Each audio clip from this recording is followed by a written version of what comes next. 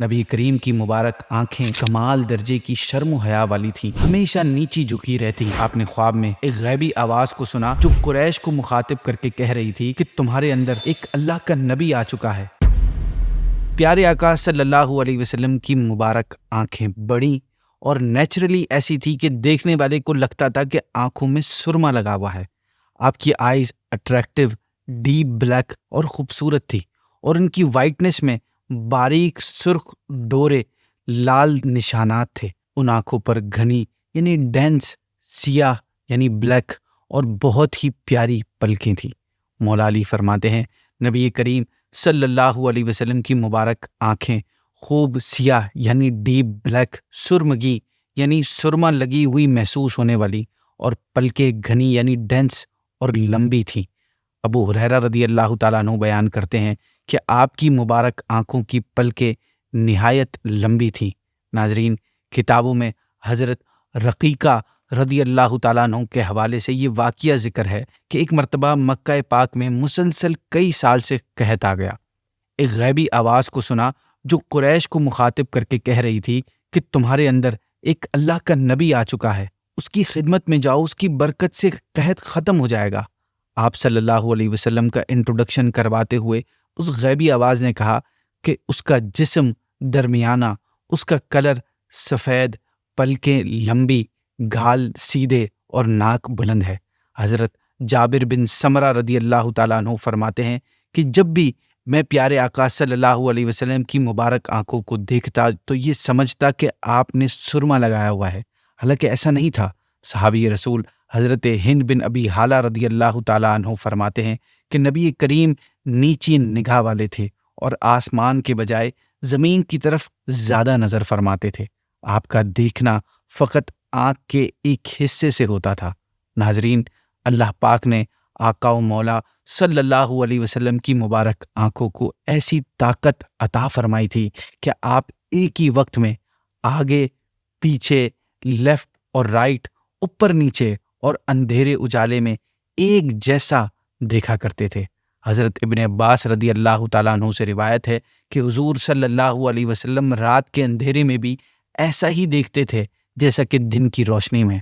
حضرت انس رضی اللہ تعالیٰ عنہ سے روایت ہے کہ آقا صلی اللہ علیہ وسلم نے فرمایا جب تم رکوع اور سجدہ کرتے ہو تو میں بے شک تمہیں پیٹھ کے پیچھے سے بھی دیکھتا ہوں۔ حضرت عقبہ بن عامر رضی اللہ تعالیٰ عنہ فرماتے ہیں کہ نبی کریم صلی اللہ علیہ وسلم کا فرمان علی شان ہے، میری تم سے ملاقات کی جگہ حوض کوثر ہے، اور میں اس حوض کوثر کو یہیں سے دیکھ رہا ہوں۔ حضرت ابو ہریرہ سے روایت ہے کہ حبیب خدا نے فرمایا کہ خدا کی قسم، مجھ پر نہ تمہارا خشوع پوشیدہ ہے نہ ہی تمہارا رکوع، یعنی کچھ بھی ہڈن نہیں ہے۔ ایک اور حدیث میں ارشاد ہوا کہ میں وہ ہر چیز دیکھتا ہوں جو تم نہیں دیکھتے۔ ایک بار عرفہ کی رات میں آپ صلی اللہ علیہ وسلم نے اپنی امت کے لیے دعائے مغفرت فرمائی۔ ارشاد باری تعالیٰ ہوا کہ میں نے سب کو بخشا سوائے ظالم کے، کیونکہ ظالم سے مظلوم کا بدلہ ضرور لیا جائے گا۔ آپ نے عرض کی یا رب، اگر تو چاہے تو مظلوم کو جنت میں کوئی اچھا درجہ عطا فرمائے اور ظالم کو بخش دے۔ یہ عرض قبول نہ ہوئی۔ پھر صبح مزدلفہ میں پیارے آقا نے یہی دعا مانگی تو قبول ہو گئی۔ آپ دعا کے آخر میں مسکرائے۔ حضرت ابو بکر اور حضرت عمر رضی اللہ تعالیٰ عنہما نے عرض کی، آقا، ہمارے ماں باپ آپ پر قربان ہوں، خدا آپ کو ہمیشہ مسکراتا رکھے۔ آپ کے مسکرانے کا ریزن کیا ہے؟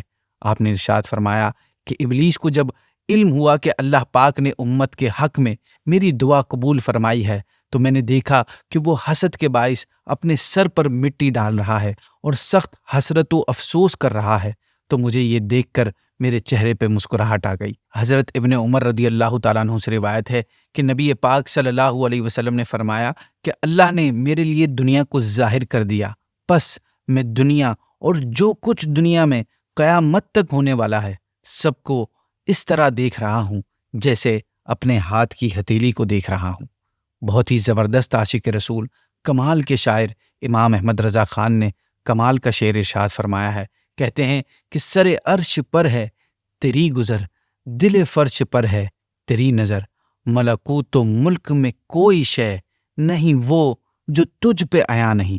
سر عرش کا مطلب عرش کے اوپر، ملکوت فرشتوں کے رہنے کی جگہ۔ آپ کہتے ہیں کہ نبی کریم زمین و آسمان ہو یا مکان و لا مکا ہو، کوئی ذرہ ایسا نہیں ہے جو آپ کی نگاہوں کے سامنے نہ ہو۔ ناظرین، یہی وہ کائنات کی واحد اور مبارک آنکھیں ہیں جنہیں اللہ پاک نے اپنے دیدار کا شرف عطا فرمایا کہ ہمارے پیارے آقا نے معراج کی رات جاگتی آنکھوں سے رب کریم کا دیدار کیا۔ یہ شرف نہ تو پہلے کسی آنکھ کو نصیب ہوا، نہ قیامت تک کسی آنکھ کو نصیب ہوگا۔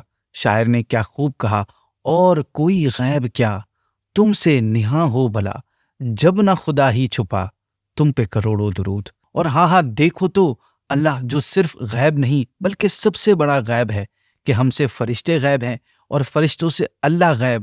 تو جب حضور نے اللہ کو دیکھ لیا تو اور کیا آپ سے پوشیدہ رہا۔ واٹ از ہڈن فرام حضور صلی اللہ علیہ وسلم۔ نبی کریم کی مبارک آنکھیں کمال درجے کی شرم و حیا والی تھیں، ہمیشہ نیچی جھکی رہتی۔ آپ کا طریقہ آنکھوں میں آنکھیں ڈال کر دیکھنا نہیں تھا، بلکہ جب کسی کو دیکھنا ہوتا تو آپ ایک نظر دیکھ کر نگاہ ہٹا لیتے تھے۔ حضرت ابو سعید خدری رضی اللہ تعالیٰ عنہ آپ کی اس مبارک ادا کو ان الفاظ میں بیان کرتے ہیں کہ آپ صلی اللہ علیہ وسلم پردہ نشی کنواری لڑکی سے بھی زیادہ حیا کے مالک تھے۔ ہم آپ کے چہرہ مبارک کے آثار سے ہی آپ کی پسندیدگی یا ناپسندیدگی کو محسوس کر لیا کرتے۔ آپ کی آنکھ مبارک میں شفقت و محبت اور شرم و حیا کی ملی جلی کیفیت ہر وقت موجود رہتی۔ یہی وجہ ہے کہ حلیہ مبارک بیان کرنے والوں نے آپ صلی اللہ علیہ وسلم کی یہ ادا بھی ذکر کی ہے کہ آپ کی نظر مبارک بجائے اوپر اٹھنے کے اکثر زمین کی طرف جھکی رہتی۔ آپ پیکر و شرم و حیا ہونے کی وجہ سے کسی کو نظر بھر کر نہیں دیکھتے تھے، بلکہ بڑی ہی پیاری پیاری آنکھوں کے ایک حصے سے نظر فرما لیتے۔ اللہ پاک نے آپ کی نظر مبارک کو کیا مقام عطا فرمایا ہے کہ دنیا و آخرت میں ہر جگہ ہر کسی کی بگڑی آپ کی نظر شفقت ہی سے بن رہی ہے۔ آپ کی نظروں نے کیسے کیسوں کو بدل دیا۔ اس حوالے سے ایک واقعہ آپ کے سامنے ڈسکس کرتا ہوں، بڑا انٹرسٹنگ ہے۔ یہ واقعہ ہے شروع اسلام میں آپ صلی اللہ علیہ وسلم اور دین اسلام کے ایک دشمن کا، جو بدر میں بھی مسلمانوں کے خلاف رہا، احد میں بھی کافروں کو بدلہ لینے پر ابھارنے والا یہ شخص تھا، اور مسلمانوں کو اس نے بہت نقصان پہنچایا ہے۔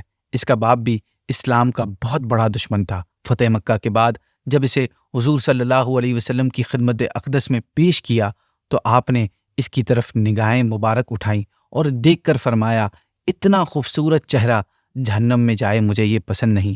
شیخ عبدالحق محدث دہلوی لکھتے ہیں کہ فتح مکہ کے موقع پر اس کے ہاتھوں ایک مسلمان صحابی شہید ہو گئے۔ جب اس کی خبر حضور کو پہنچی تو آپ مسکرا دیے۔ مسکرانے کی وجہ پوچھی گئی تو آپ نے فرمایا، عالم غیب میں یہ فیصلہ ہو چکا ہے کہ یہ قاتل اور مقتول یعنی قتل کرنے والا اور قتل ہونے والا دونوں ہاتھوں میں ہاتھ ڈال کر جنت میں جائیں گے۔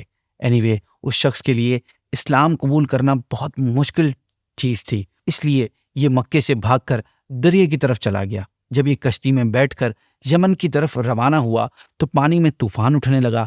تمام کشتی والے اللہ پاک کی بارگاہ میں فریاد کرنے لگے اور اس سے کہا کہ تو بھی خدا کو یاد کر۔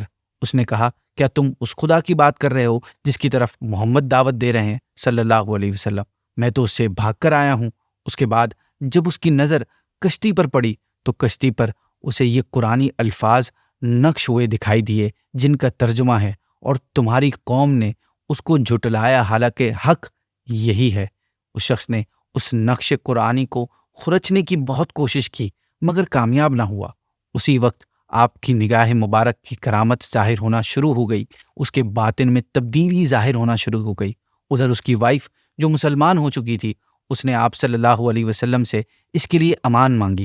آپ نے اسے امان دینے کا اعلان فرما دیا۔ جب یہ خبر اس کو پہنچی تو وہ حیران رہ گیا کہ میرے اور میرے خاندان کی اتنی تکلیفوں کے دینے کے باوجود بھی محمد نے مجھے امان دے دی۔ چنانچہ یہ اپنی وائف کے ساتھ آپ کی خدمت میں حاضری کے لیے یمن سے واپس پلٹا۔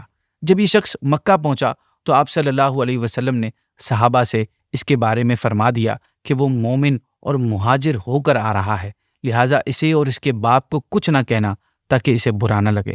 پیارے آقا خیمے میں تشریف فرما تھے۔ اس کی وائف حاضر ہوئی اور عرض کی، آقا میرے شوہر حاضر ہیں۔ یہ سن کر آپ اس حال میں اٹھے کہ آپ کی چادر مبارک کندھے سے نیچے گر گئی۔ وہ حاضر ہوا، آپ نے اپنی نگاہ کرم اس پر ڈالی اور فرمایا مرحبا۔ یہ بولا میں نے سنا ہے کہ آپ نے مجھ جیسے گناہگار اور ظالم کو امان دے دی ہے۔ آپ نے فرمایا ہاں۔ ناظرین، یہاں بس آپ کی زبان مبارک سے ہاں نکلنا تھا، یہ شخص کلمہ شہادت پڑھ کر دائرہ اسلام میں داخل ہو گیا اور اس نے کہا مجھ جیسا کوئی ظالم نہیں اور آپ جیسا کوئی کریم نہیں۔ آپ نے فرمایا مانگ، کیا مانگتا ہے؟ عرض کیا رسول اللہ، میں صرف اتنا چاہتا ہوں کہ میرے پچھلے تمام گناہ معاف ہو جائیں اور اپنی باقی لائف میں آپ کے مشن کی خدمت میں گزاروں۔ ناظرین، آپ جانتے ہیں وہ شخص کون تھا؟ وہ دین اسلام کے سب سے بڑے دشمن ابو جہل کے بیٹے حضرت اکرمہ رضی اللہ تعالیٰ عنہ تھے۔ بعض روایت میں یہ بھی آتا ہے کہ جب حضور نے ان کو دیکھ کر فرمایا تھا کہ اتنا خوبصورت چہرہ جہنم میں جائے گا، مجھے یہ پسند نہیں۔ اکرمہ کہتے ہیں کہ اس کے بعد میں جدھر جاتا حضور کا چہرہ میرے سامنے آ جاتا، میں جس بت کے قریب ہوتا وہ حضور کا سچا ہونے کی گواہی دیتا۔ چونکہ اسلام قبول کرنا میرے لیے سب سے ناپسندیدہ معاملہ تھا، اس لیے ایک دن میں نے تنگ آ کر فیصلہ کر لیا کہ میں اپنے آپ کو پانی میں ڈبا کر مار دوں گا، مگر جیسے ہی میں نے پانی میں چھلانگ لگانے لگتا تو مجھے کوئی پکڑ لیتا اور کہتا اکرمہ اب تو اسلام لائے بغیر نہیں رہ سکتا کیونکہ تجھ پر محبوب خدا کی نظر پڑ چکی ہے۔ ایک اور اسی طرح کا واقعہ ہے کہ حضرت شیبہ بن عثمان رضی اللہ تعالیٰ عنہ اپنی ایمان لانے کے بارے میں بیان کرتے ہیں کہ میں غزوہ حنین میں کافروں کی طرف سے مسلمانوں کے خلاف لڑ رہا تھا۔ اسی دوران مجھے خیال آیا کہ میرے والد اور چچا کو مولا علی اور حضرت حمزہ نے قتل کر دیا تھا، میں بھی کیوں نہ آج بدلہ لیتے ہوئے ان کے نبی محمد کو شہید کر دوں۔ چنانچہ اس ارادے سے میں نے حضور کے قریب ہوا، اسے ابھی میں حملہ کرنے ہی والا تھا کہ آگ کا ایک بہت بڑا شعلہ بجلی کی طرح میری طرف بڑھا۔ میں الٹے پاؤں پیچھے بھاگا، اتنے میں اللہ کے رسول کی نظر کرم مجھ پر پڑ گئی۔ آپ نے مجھ سے صرف اتنا فرمایا اے شیبہ، بس آپ کے منہ سے اتنا ہی نکلا تھا کہ میرے دل کی کیفیت چینج ہو گئی۔ اب میں نے حضور کی مبارک چہرے کی طرف نظر اٹھائی تو وہ مجھے اب میری جان سے بھی زیادہ محبوب لگنے لگا۔ ناظرین، یہ کمال تھا، یہ برکت تھی، یہ معجزہ تھا پیارے آقا کی نظر کرم کا۔ امام احمد رضا خان بڑا ہی خوب شعر لکھتے ہیں کہ جب آ گئی ہے جوش رحمت پہ ان کی آنکھیں، جلتے بجھا دیے ہیں، روتے ہنسا دیے ہیں۔ ایک دل ہمارا کیا ہے، آزار اس کا کتنا، تم نے تو چلتے پھرتے مردے جلا دیے ہیں۔